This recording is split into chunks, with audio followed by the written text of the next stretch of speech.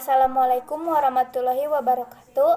Saya Salma Reptina dari kelas 12 MIPA 1 akan menjelaskan tentang siklus akuntansi pada perusahaan jasa.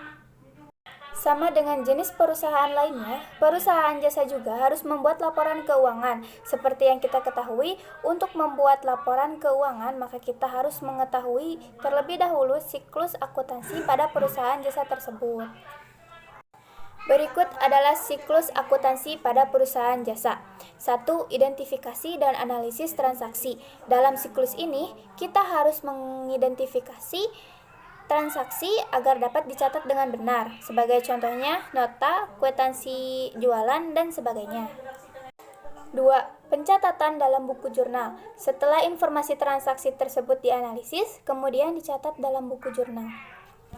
3. Posting ke dalam buku besar, yakni kumpulan rekening-rekening untuk digunakan sebagai catatan informasi tentang aktiva tertentu.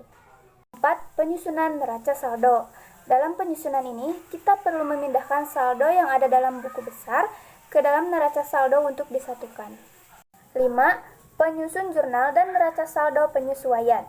Jika pada akhir periode akuntansi terdapat transaksi yang belum dicatat atau yang salah, maka perlu dicatat dalam jurnal penyesuaian. 6. Neraca lajur. Langkah ini akan mengacu pada neraca saldo dan jurnal penyesuaian. 7. Penyusunan laporan keuangan perusahaan jasa. Laporan keuangan ini disusun seperti laporan laba rugi, laporan perubahan modal, neraca, dan laporan arus kas. 8. Jurnal penutup. Dalam langkah ini, jurnal penutup hanya digunakan dalam periode akhir akuntansi saja. 9. Jurnal pembalik. Ini merupakan tahap pembalikan beberapa akun yang telah ditutup untuk mengembalikan saldonya. 10. Neraca akhir atau awal setelah penutupan.